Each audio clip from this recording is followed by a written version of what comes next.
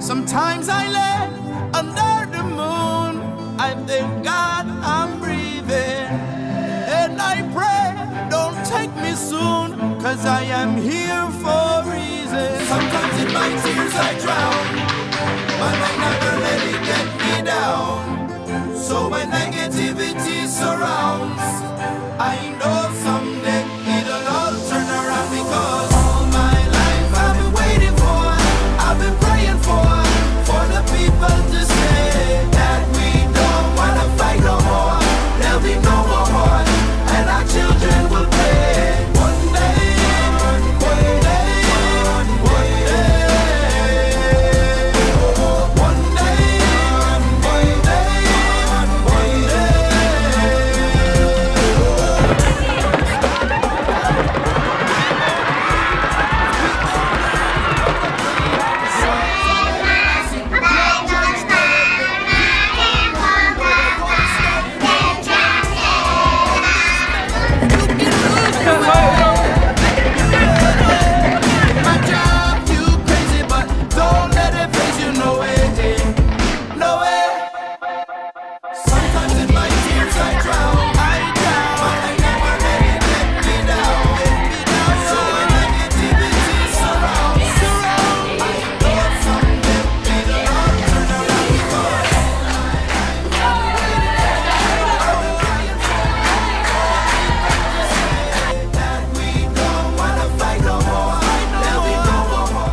Growing up in Senegal was very different from growing up in the United States. I remember when I was a kid, a typical day would start with just waking up and not having enough food to eat and having to go to school to learn. And at school, you'll have a teacher, a blackboard, a classroom, and some desks that you'll share with 3 to 4 students. And we would come back home to play with our slingshots and with our soccer balls that we made out of paper that we wrap around, or out of just cloth, out of whatever we could find. But around dinner time, we'll come home, have dinner, and get around our candle or our kerosene lamp to do our homework and learn our lessons. But we didn't have anybody around to help us because our parents weren't educated, people who surrounded us weren't educated. We didn't have any libraries where we could go and get resources to help us. So we were left. I was left on my own to fend for myself.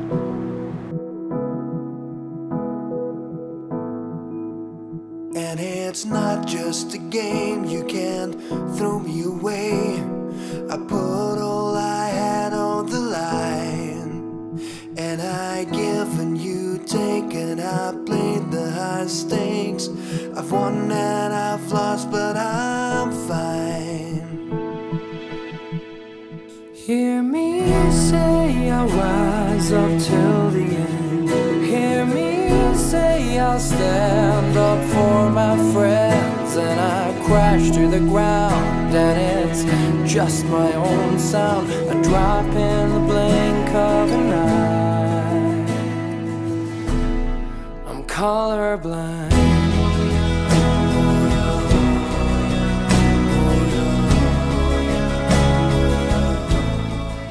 I think a library or a learning center would be the most beneficial, mostly because I've been to a library. I know what a nice place to study is like, and I know having a nice setup and a solid setup and somewhere you can always go can really help with your studies and really help you, achieve what you can and get the best out of what you're trying to work for.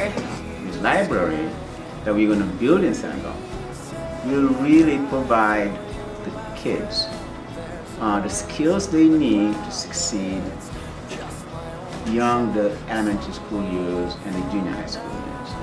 Because we're going to have a library there where they can go and borrow books and return them. We're going to equip the library with computers where they can learn computer skills. And we're going to provide them with a place where they can actually sit down in a comfortable setting and read a book or do their homework. And finally, we're meeting with these real architects, like real adults who do this for a living. We split into groups from location, amenities, types of things we have to have there, who this is going to appeal to.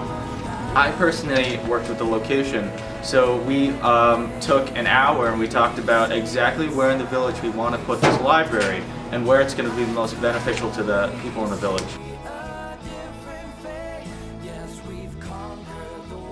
Part of the reason why we're going is when we go, we want to basically show them that everything that we're doing, was done by the students.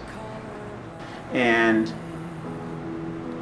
if students for Senegal can do that, if students for Senegal can do that, the students in Lambaye can do that as well. If you're happy and you learn, turn the finger. If you're happy and you learn, turn your feet.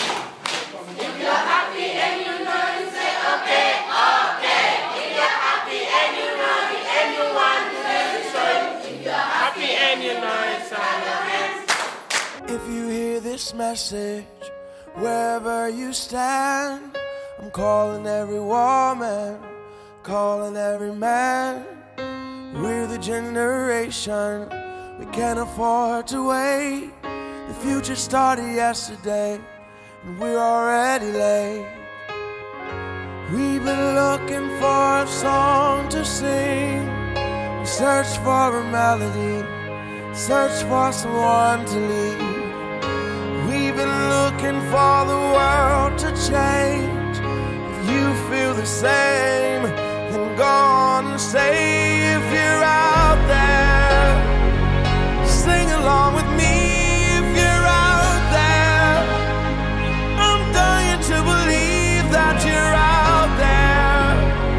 Stand up and say it loud. If you're out there, tomorrow's starting now.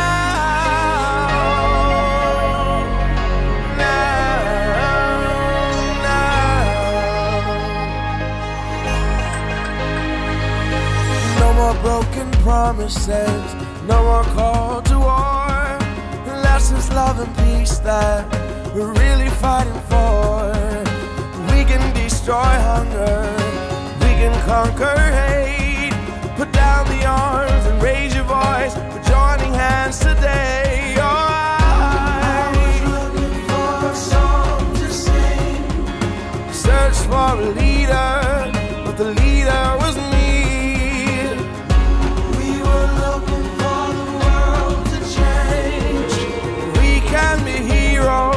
Just go on and say, if you're out there, sing along with me. If you're out there, I'm dying to believe that you're out there. Stand up and say it loud. If you're out there, So when you're in Senegal, you hear that in America, as people say, the roads are paved with gold. And you think every American is rich, and you would not hesitate to leave your job to try to make it in America. when you try your best, but you don't. The desire to learn, the understanding of the importance and the power of education and where that can lead young people of Senegal is already there. There's no work for us to do there in terms of that. But what they lack is some of the infrastructure and technology that we have here. And that's, I think, where we can help them. People there were probably the most generous people I'd ever met in my entire life. And when we were doing a gift exchange with our partners, we were just supposed to give it to them and give them something to remember us by. And my partner actually took the bracelet off her wrist and gave it to me, and it was the only bracelet she had. And the people there had like one t-shirt, one pair of jeans, one pair of shoes, and that's it. So the fact that she gave me like this token to remember her by as well was just really amazing, and they were all just so generous.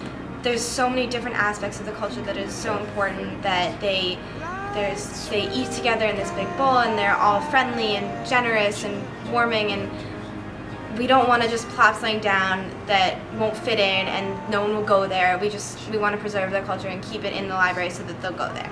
The people you see in pictures aren't just faces, they're actual people that have names and feelings and emotions, and anything you give them like for any type of drive or donation, they so greatly appreciate. And like even if it's like a little $2 pair of sunglasses, like it means the world to them. And you know, they're just like kids like us. From the first time we started working with BKSK, it's been so clear that what they know about and what they care about is education. They're great architects, but they also have this great background in learning and education and these kind of projects, and that's why we are so fortunate to be able to work with them. They've taught us so much about the details of our project, about the things you have to consider, the climate, the culture of the people. They've made us think about so many things that we had never considered before, and they also care about the education of these kids. And the partnership that we have between Students for Senegal and BKSK is something that I think is going to be very, very fruitful and really exciting to watch going forward. Students for Senegal is really combining two communities, the community here in Mamaroneck and all the students from Mamaroneck High School, and then all the people in Lambai. And from listening to people on the trip that talked about the people of Lambai, they really seem like the most welcoming, most appreciative people, and it just makes our efforts even more gratifying because we really know that the people living in Senegal are really appreciating what we're doing for them. My most memorable experience was the first night that we were here.